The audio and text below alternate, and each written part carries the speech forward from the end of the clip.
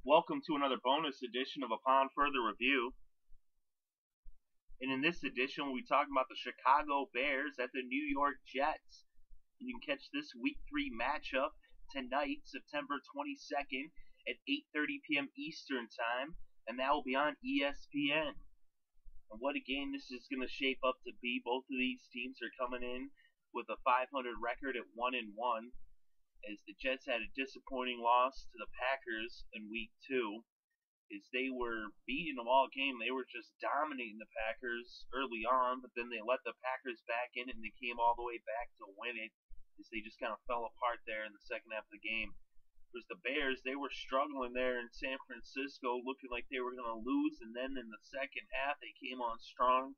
Brandon Marshall had 2 touchdowns in the second half to go along with his one that he had in the first half, to equal 3 touchdowns. Even though he was banged up, he was a little injured, he was still playing, and he had a huge day. And they spoiled the Niners' home opener for the first time in Levi Stadium. This is their first season. That was their first regular season game in Levi Stadium, and they were looking to win it, but the Bears had other plans. And now they're coming to Monday Night Football into New York, into MetLife Stadium, to face the Jets, the Jets. And what is going to happen? I'll tell you, for the Bears, the key is going to be turnovers. They've got to hold on to the ball. They cannot turn it over. And yes, Jay Cutler, I'm looking at you. Jay Cutler, I'll tell you, I like Jay Cutler. He's a really good quarterback. He makes some really great throws. Like, when he is on, he is on. But sometimes he gets that gunslinger mentality. I mean, he is the definition of a gunslinger.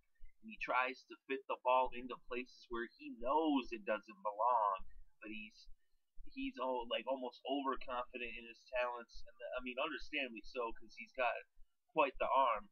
But he tries to squeeze it into those places into double, triple coverage. I mean, sometimes it works, but sometimes it's an interception. I mean, sometimes it ends up either way. It's a highlight, but sometimes it's for his team, and sometimes for the other team. And that's the thing on Monday night, especially. You cannot be having those turnovers. You cannot be throwing those interceptions. And the Jets' defense, of course, led by defensive mastermind Rex Ryan, who's one of the top defensive minds in the NFL. He's always got the Jets ready to play. He's always got that defense looking good. Of course, they have been struggling in their passing defense going back to last year. But they have a really good front seven. So if they can put pressure on Cutler, that'll go a long way to shutting down the passing game. Of course, Milner there, he's a little banged up. Both sides got some players banged up. You got Conti and Jared Allen are banged up on the Bears defense, along with Alshon Jeffrey and Brandon Marshall, but they're all listed as active. Of course, they're either probable or questionable, but either way, they're all going to be on the field, at least for some snaps, if not the majority of them. And then on the Jets side, Chris Johnson's a little banged up, so is Eric Decker. Like I said, D. Milliner. I believe they're all active, though, for tonight's game. So they should be on the field. We'll see how that, affects them. Like I said, the Jets' defense, the key is going to be their pass rush. Their secondary is definitely, suspect. They're going to have a tough job covering Brandon Marshall and Alshon Jeffrey, 2 of the best receivers in the NFL. And they can get it going. I mean, when the Bears, when they're firing all cylinders, they're hard to stop. And don't forget about Matt Forte. He's also, quietly having a pretty decent season. He's been catching the ball out of the backfield and, not putting up so many yards on the ground. He's only got 100 yards on the ground on the season, but he's already got over 100 yards catching. So, I mean, it's over 200 total yards. So, I mean, he's getting it done however he can. They don't run the ball that much. I mean, if you look at their rushing to passing, the Bears passed the ball 83 times so far this season, as opposed to only running at 35.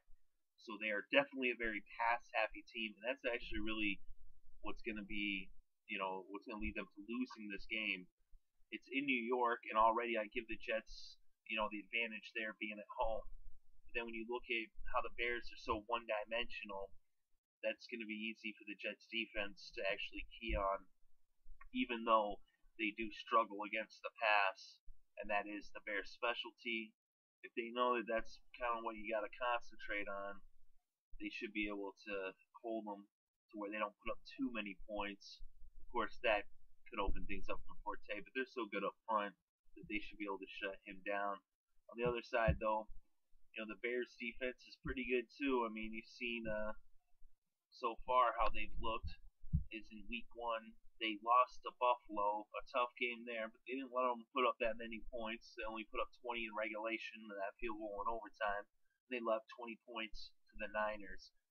So in this game here, I'll tell you what though, you don't let up 20 points to the Jets, because if they do let up 20 points to the Jets, even though that's not really a lot of points, but for the Jets that is, because if they score 20 points, they're likely to win. As you saw in week 1 anyway, they put up 19 and they beat the Raiders.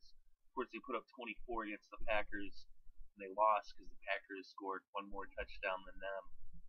So that's going to really be the key for them, is stopping the Bears from racking up too many points.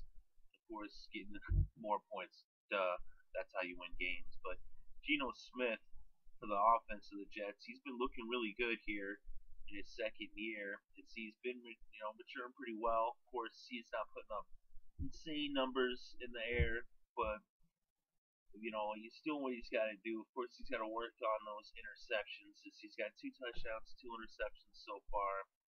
He's also been sacked 3 times. It's better to take a sack than throw an interception.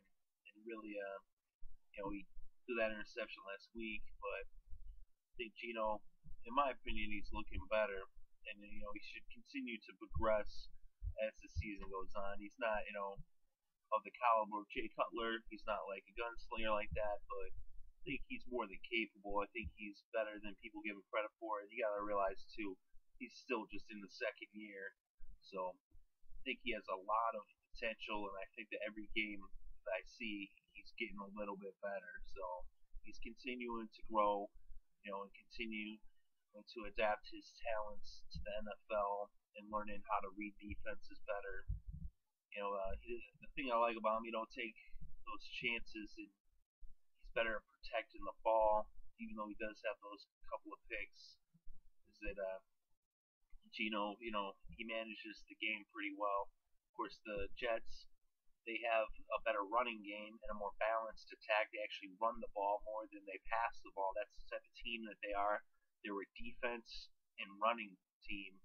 That's the type of team that wins championships, and that's what they're built around. And so they got to get a big game out of Chris Ivory. And Chris Johnson's a little banged up, but he doesn't need to get too many touches, because at any point he's capable of breaking a big one. So is Chris Ivory as well. So if they can control the time of possession and get them yards on the ground, they should be in pretty good shape. So that's going to be their key. Of course, seeing the Bears against the Niners there, and how they were able to shut down their run. If they can do that to the Jets are going to be in trouble. The Bears, when they went against San Francisco, they only let up 127 rushing yards, which is actually a pretty low mark for San Francisco, because normally the Niners can rack up anywhere from 200 to 300 yards on the ground in a game. Maybe not this year, but last year they were known to do that. So really, it's going to come down to if the Jets, if they can not turn over the ball, they can hold the Bears below 20 points, and if they can have the time of possession and get their running game going and get into the end zone on the ground, then the Jets should win this game.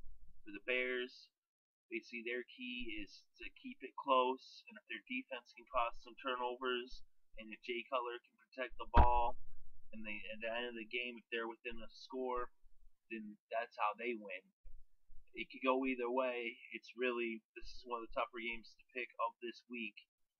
But I'm going to have to give the edge to the Jets. They're at home. And like I said, they've got the running game. They've got the defense. And that's what gives them the edge, in my opinion. Let me know what you think. I'm very interested to hear everyone's opinions. Leave them down in the comments section below. If you liked this video and enjoyed it, hit the like button. You can also subscribe, as we'll be bringing you more upon further reviews, as well as our weekly show, The Wedge, which should be up in the next day or two. for next week, because we also have a weekly rewind for this past week. And we also bring you recaps from every game as well, as we'll be bringing you a recap of this game later on. This got up a little bit late, but we get it up there earlier in the future. So thanks once again for listening, and enjoy the game. Monday Night Football, ESPN.